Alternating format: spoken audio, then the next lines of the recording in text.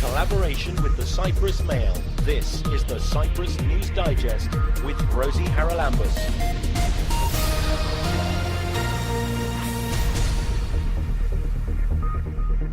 And coming up on the programme this week, it's a one-off with Cyprus High Commissioner to London, Euripides Evriviades. First of all, it begs the questions. We are Cypriots of Greek ethnic background and proud. Cypriots of Turkish ethnic background also proud. Armenians, Maronites and Latins. It's a quilt, like I said, all of us should be proud of Cypriots, of being Cypriots, and then whichever ethnic community we are. But it has to be a country, first and foremost, for the Cypriots and for nobody else.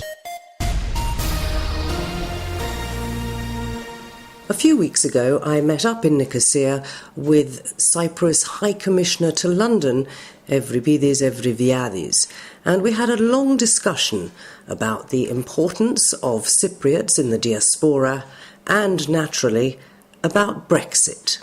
Euripides, let's start with the last bit, because that must be on every Cypriot's mind in the UK, just as it's on every British person's mind here in Cyprus.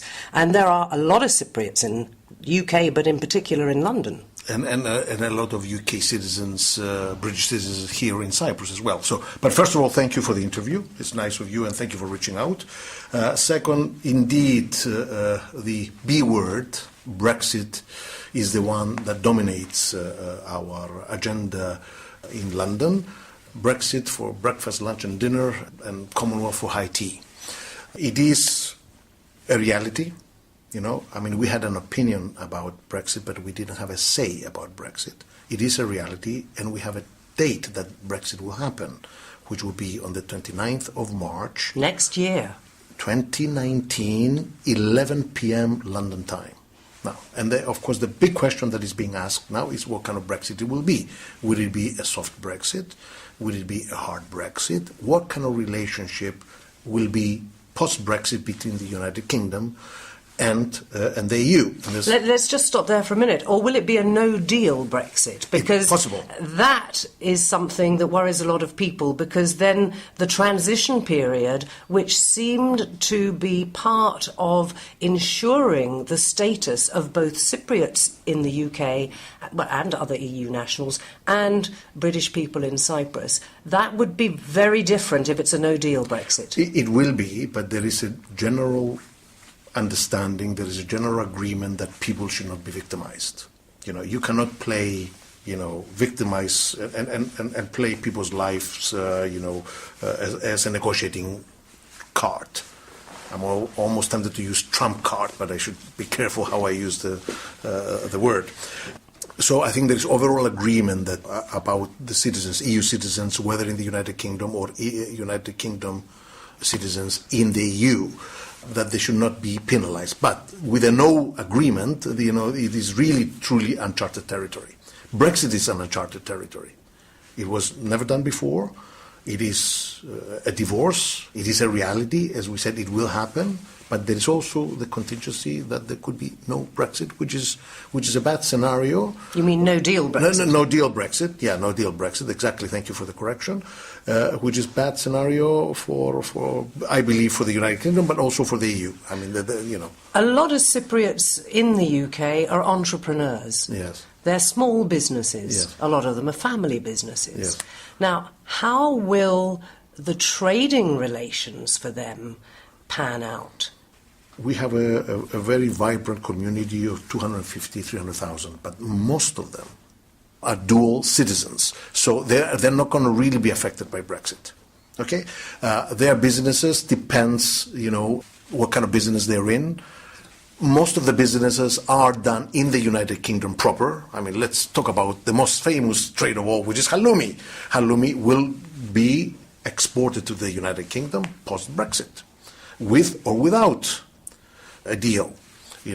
We're always talking about a deal scenario. I mean, the Brexit itself, and then the relationship that the United Kingdom will have with the EU. So can you clarify for me this idea of dual citizenship? Let's say it's a dual citizen UK Cypriot person in the UK. Yes. Will anything change for them? I think very little will change. Are you talking about entrepreneurs, or are you talking about a normal dual citizen that has both citizenships? Well, probably both, but I mean, let's start with the trading aspect, and then, of course, there's things like social security and pensions and all of that stuff. There will be, let's assume that there is a deal, okay?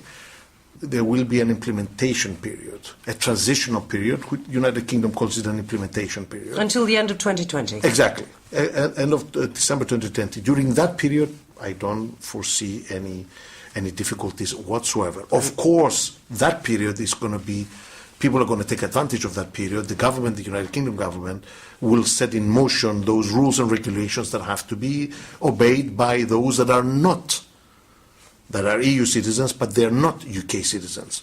You know, an identity card. The United Kingdom doesn't have an identity card, so maybe they will start introducing identity cards. There will be rules and regulations leading up to 2020. Up to 2020, I don't foresee any problem. Thereafter, yes, I mean, our students will not be able to maybe have the same treatment as they have now. It's possible. These things will happen, but I repeat, it is uncharted territory, and nobody can really say with certainty, because, you know, businesses need certainty. Without certainty, they cannot plan. They plan 2, 3, 4 years in advance. Therefore, I cannot really pinpoint in giving you an authoritative answer, because things are moving. They're in a state of flux, shall I say. And what about the cooperation between the UK government and the Cyprus government? As a former colony, we have rather special ties compared with possibly the UK's ties with some of the other European countries. Is that going to play to the advantage both of Cypriots in the UK and British people in Cyprus? Listen, I see Brexit as lose-lose. But like I said, we had an opinion, we didn't have a say. It was a sovereign decision of the British people, which is fully acceptable and respectable. And that's the end of that. Now, we are also Commonwealth, you know, and it is not the British Commonwealth. It's a voluntary association of 53 member states, and you have some of the biggest in the world, e.g. India, 1.4 billion people, and some of the smallest, like Cyprus, Trinidad and Tobago, Jamaica, and others. So we have that relationship. But that does not substitute EU. You know? But it can be used, in a sense, to create new openings, perhaps. Perhaps, because, you know, this is what there is a revival of the Commonwealth. The Commonwealth is being reinvented. And that's not necessarily a bad thing. I mean, you know, we know what the Commonwealth is. We hosted the CHOCOM. Yours truly was part of the task force in 1993. Prime Minister Major at the time, of course, came. Her Majesty, naturally, as head of the Commonwealth, came. But I think we should be practical and be pragmatic that the EU, the Commonwealth, will not substitute the EU. I mean, the Commonwealth cannot be a customs union. It cannot be a single market. The relationship changes fundamentally because you have a totally different context with Brexit. But life will go on. Life will go on post-Brexit, and trade will go on, people-to-people context will go on, tourism will go on. Okay, it will also depend how the rate of exchange goes. I mean, we have something like 1.3 million British citizens visiting Cyprus. You know, if the rate of exchange changes and it becomes expensive, that will be affected. Companies also want to have passporting, which means they also want to be in the EU. Therefore, maybe some companies from London may wish to have Cyprus as their base. All right, most of the financial ones have gone to Frankfurt or They're going to Frankfurt. Most of them are going geographical proximity again. A lot of them are going to Dublin.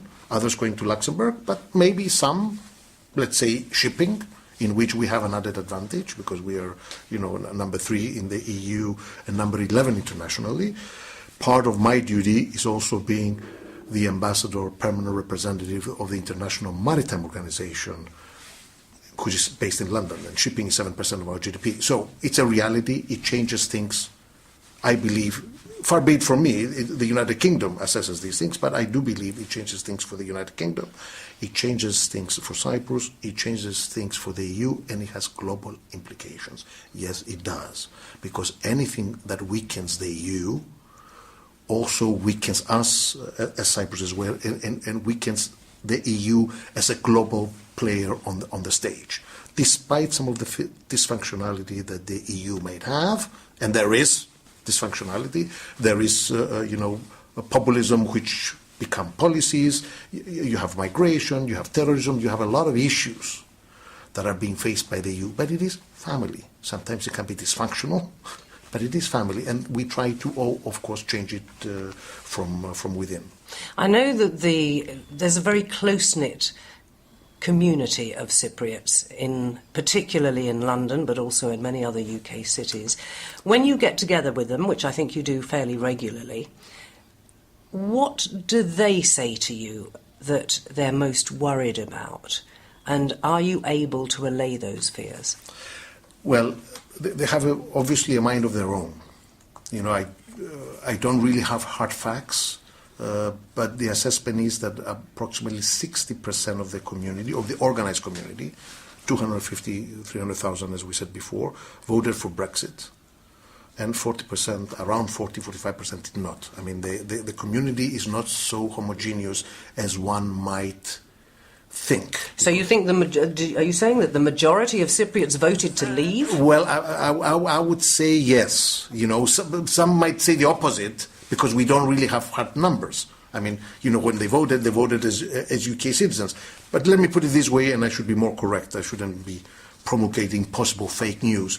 The community voted pretty much how the parties voted. I mean, the Conservatives, there were some members of the community that are members of the Conservative Party, and I know a number of them, and also from my Twitter activity, that they said, no, Brexit is the best thing that can happen to us. Others said, we will vote in favor. So I should correct myself. I mean, I shouldn't give you numbers, but my feeling is that, the community, let's put it this way, did not overwhelmingly go for Remain. No, it didn't. They have a mind of their own, and that's what they do. Now, what they're really worried about, it is two things. First, we should distinguish between, Rosie, the organized community, which is under the Cyprus Federation with all its chapters, and it is headed by a wonderful and dynamic new leader, Christos Karaolis, a young person, savvy with social media, engaging the youth, and trying to bring the community into the 21st century. That's very good, and we say so with respect of the previous presidents, of course, but life moves on. There is that community, but it's also the community that it is not under any umbrella and they're not organized. People that are professors in the academia, the ones that work in the city, doctors. I mean, I can name many people that have excelled individually and collectively, which is a real wonderful feeling, because they have been contributing to the United Kingdom's multiculturalism. The ones that are working in the city, they're very much that are not UK citizens. Okay, obviously they are worried. They are worried of the unpredictability. They are worried about the unknown. What's going to happen to whether they're going to be kicked out or made their life made more difficult. Has there been a move by a lot of those non-dual citizens to obtain dual nationality, as indeed a lot of people in Cyprus are doing, to get Cypriot citizenship, just so they're covered? Both ways, you're right.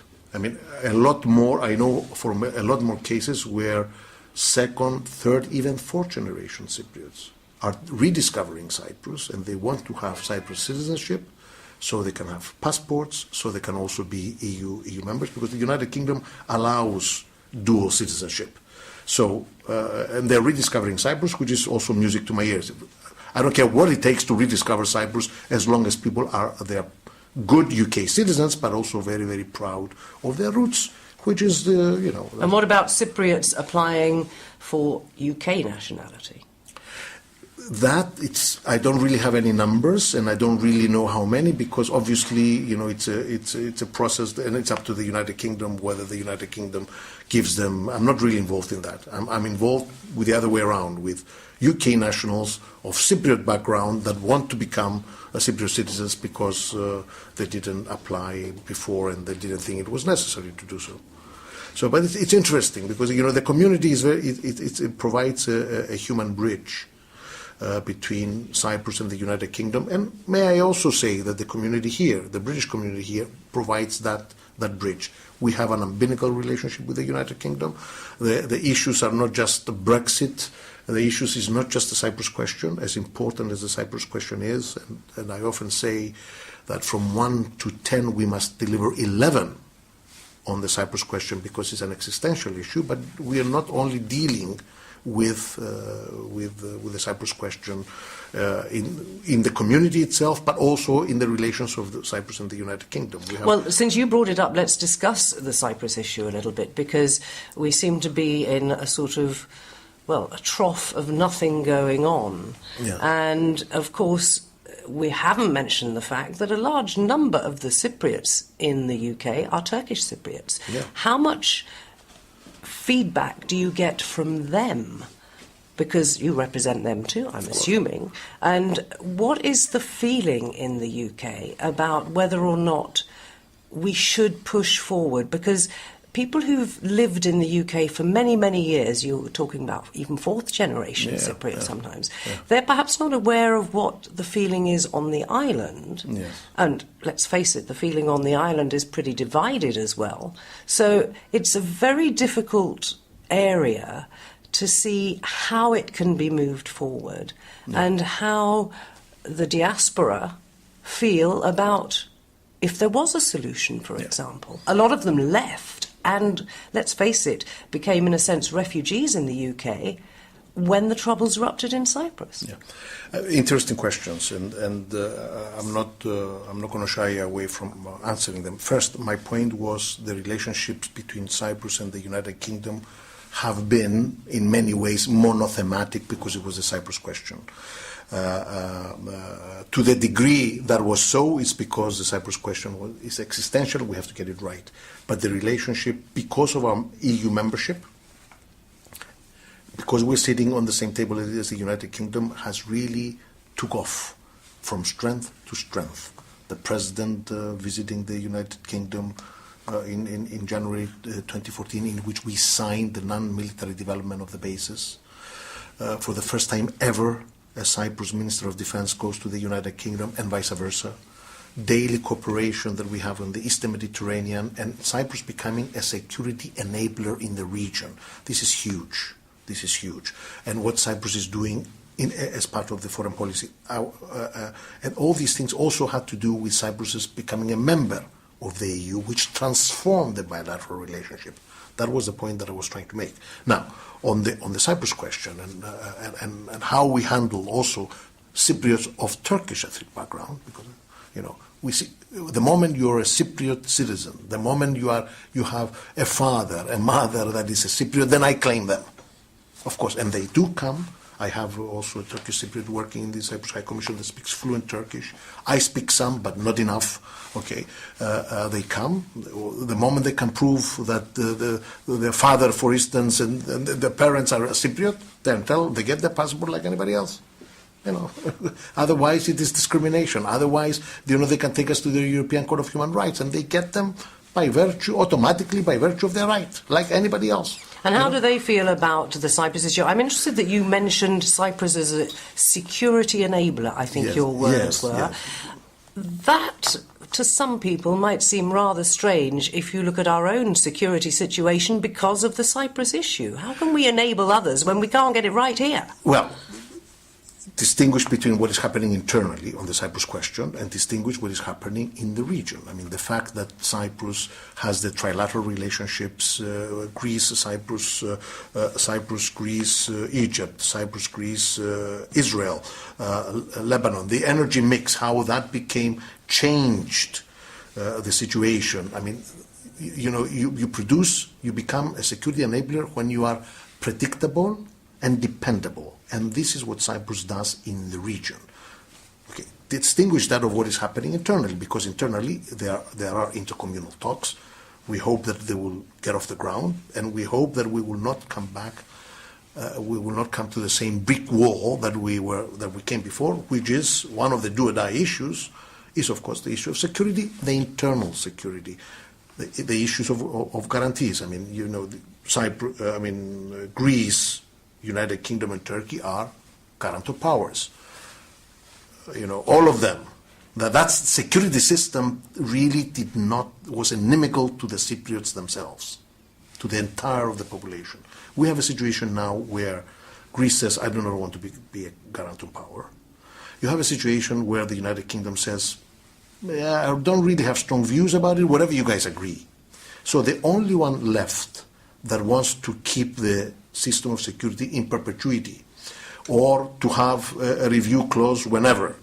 It wasn't in perpetuity. It was discussed. Wait a minute, sorry, I got to say this. It was discussed, and at one point it was agreed that the numbers would be reduced to how they were however many years ago, which was something like, I think, 200 and something, no, Turkish, 600 and something. 950, if I Greek remember that. and 600 Turkish. But why on earth did we say no, and now we have how many thousands? Yeah, well, it's not. It is 900 too many, 600 too many. We're not only talking about. Okay, but you're a diplomat, and you know that you can't just ring a bell and it happens. There are steps to take, siga siga, to get to your desired destination. Fair enough. That was part of the issue. We cannot go back to 1960, since 1960 system proved to be inimical. It's not a matter of having 40,000 troops, therefore in 18 years, in whichever years I become to 600, and therefore you're safer. It's 600 too many. No self-respecting country, no self-respecting people can accept foreign troops on their soil. And I'm not just saying, and Turkey says, well, you are willing to accept Greek troops. No, we do not want Greek troops. Okay, let me put this to you then. Sorry, I have to be devil's advocate. You have to be. It's your job to be. Fair enough. What about the security of the Turkish Cypriot population? Because you know, I'm sure, and you'd be honest enough to admit, that there was a lot of stuff going on in the 1960s, much of which led to, well, we had the junta and then we had the invasion. Yeah. Now, whether you call it an invasion or whether you call it a protection of Turkish Cypriots, let's not be pedantic. The fact is, those troops are here, and they originally came to try and protect the Turkish Cypriots. They did more than that by taking much more than they needed to and doing things they didn't need to. We admit that too. But the fact of the matter is, if all the troops left tonight, what really security do the Turkish Cypriot minority have? And that's what worries them. And surely we need to appreciate that that's their view, just as many of them appreciate that our view is something different. We need to understand, don't we, where the other's truth lies. Fair enough. We never said that the Turkish Cypriots do not have any security concerns. Okay? But the reverse is also true. One's absolute security should not mean somebody else's absolute insecurity. Security nowadays is a much wider issue, that it doesn't necessarily mean military security. Is Luxembourg today safer, more secure against a possible German attack because Luxembourg has foreign troops on its soil and it has deterrence? No. It is values, it is the rule of law, it is European Union, it is the Council of Europe. It's so many issues that can address the issue of security instead of its military dimension. You mentioned 64. How many Turkish Cypriots were killed? Far too many. And how many Greek Cypriots were killed? It was terrible. It was terrible. 67, 74, it was a Greek military junta. When the putsch happened, Mr. Denktash did not say, well, I'm inviting Turkey to come in because we're being slaughtered. How many? No, it was Makarios, actually, who was happy for them to arrive, wasn't it? Well, if, you know, what does the treaty... First of all, the Charter of the United Nations does not allow invasions and occupations.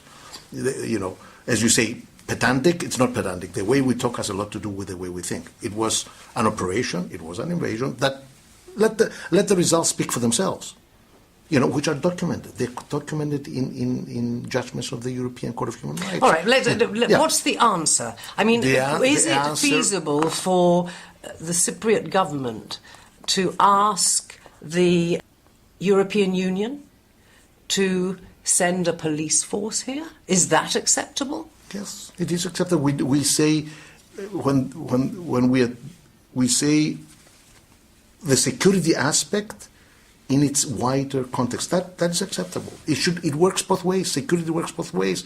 I mean, okay, what happened in the invasion happened in the invasion. There's so many dramas, so many violations of human rights. I mean, the idea that it is just the Cypriot Turkish community that has security concerns, but the Cypriot Greek community doesn't have security concerns, I think that begs the question. And don't forget, when we talk about Cypriots, let's not forget the Armenians, let's not forget the Maronites, let's not forget the Latins. I think we have the tendency to forget that Cyprus is a quilt. And I know people that are Armenians, and they say, where do we fit in all this?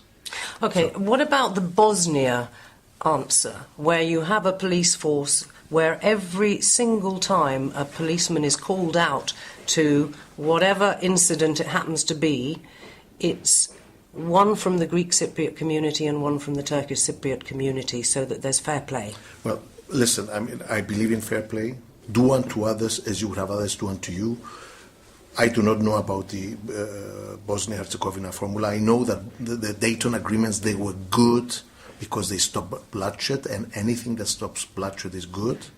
But they're lousy agreements in terms of decision-making and how a state should function, and that's where you have the problems that you have today. Security issue is a do-or-die issue. Yes, it is, for both communities, and we have to get it right.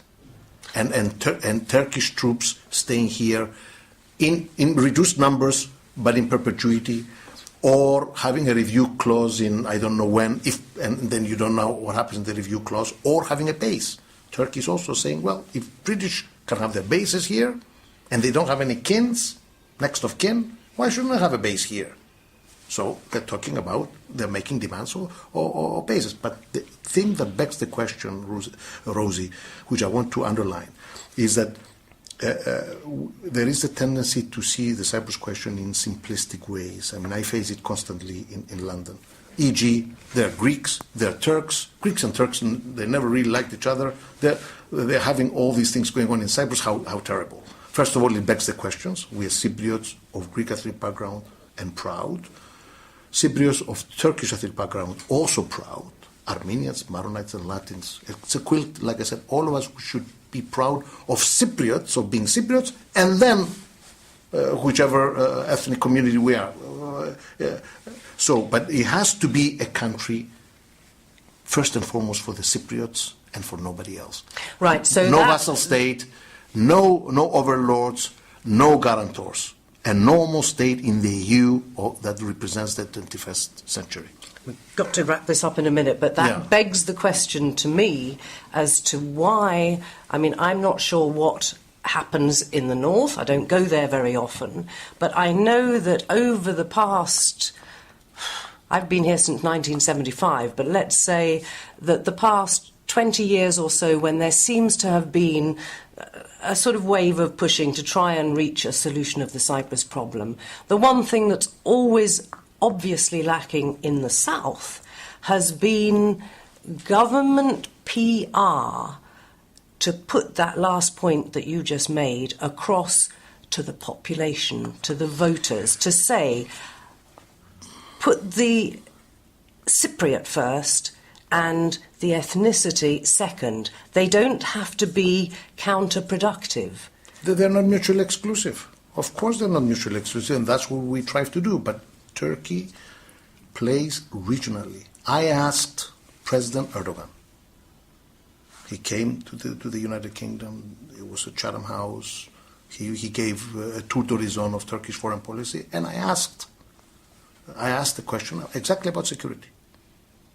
I asked the question, that Greece does not want to be a guarantor power, the United Kingdom, all these things that we said at the beginning, whatever you guys agree, but basically the United Kingdom is interested about the basis, okay, and whatever you agree, but not really to be a guarantor power. So is Turkey willing to withdraw its troops and have a new 21st century cooperative agreement?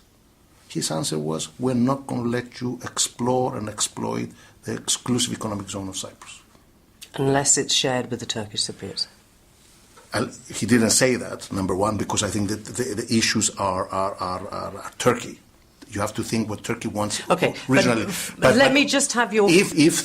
First of all, we have an agreement. There is an agreement on the talks that all the resources of the country that belong to the state will belong to the federal government. Yes, and there will be, and we have an agreement there. So that's number one. And number two, do you think that if the hydrocarbons were going to be found in the occupied part, what you described as north, in the occupied part, the Turks have said, sure, let's share it all together.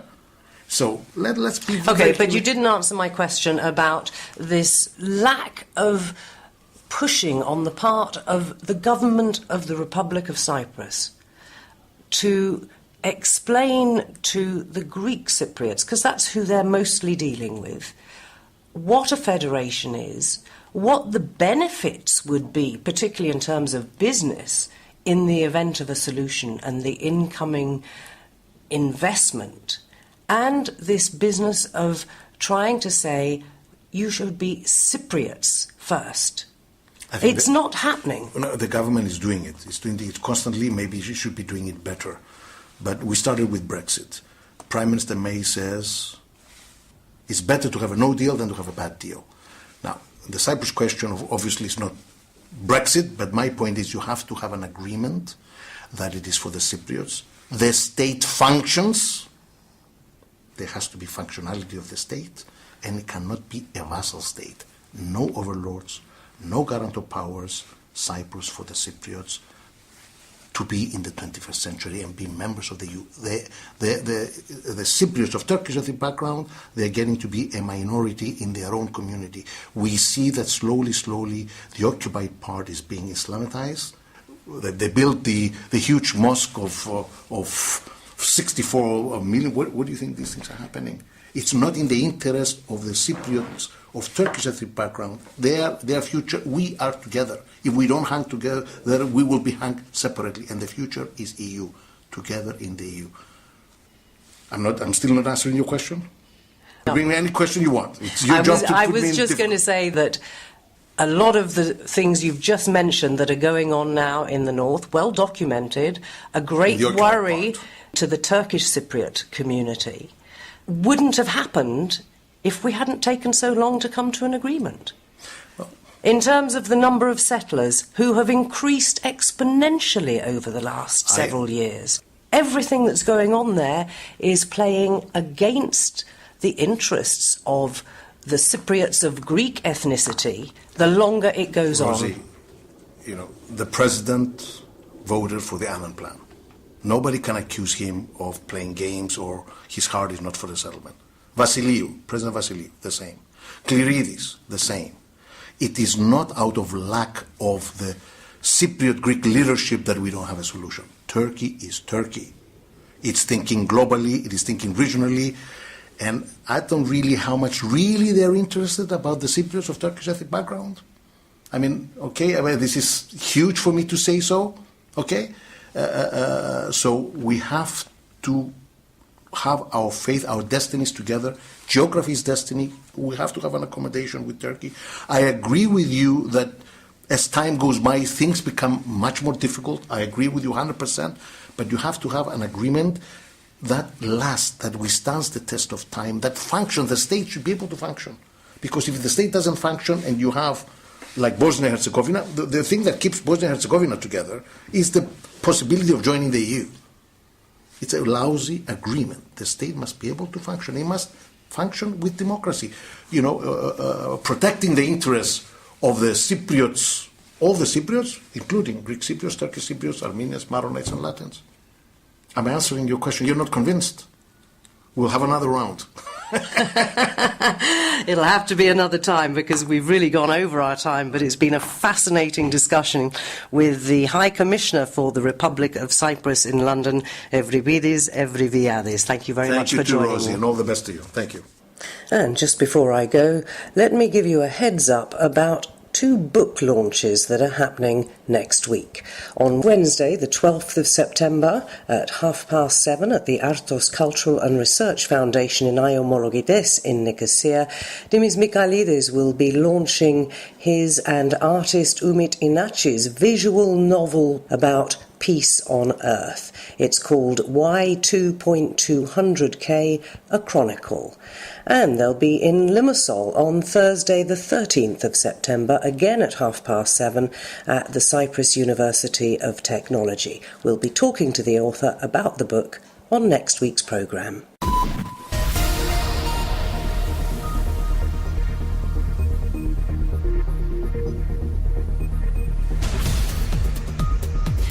Well, that about wraps up this edition of the Cyprus News Digest. Many thanks for your company. Hope you'll join me next week. Till we meet again, take care and God bless. Bye-bye now.